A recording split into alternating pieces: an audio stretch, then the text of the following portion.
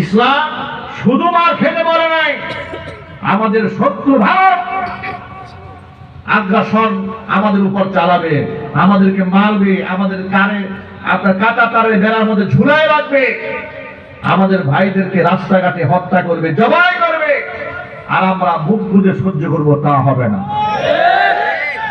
আমি এই ব্যাপারে আরেকটা বিষয় আপনাদের সামনে পরিষ্কার করে দিই।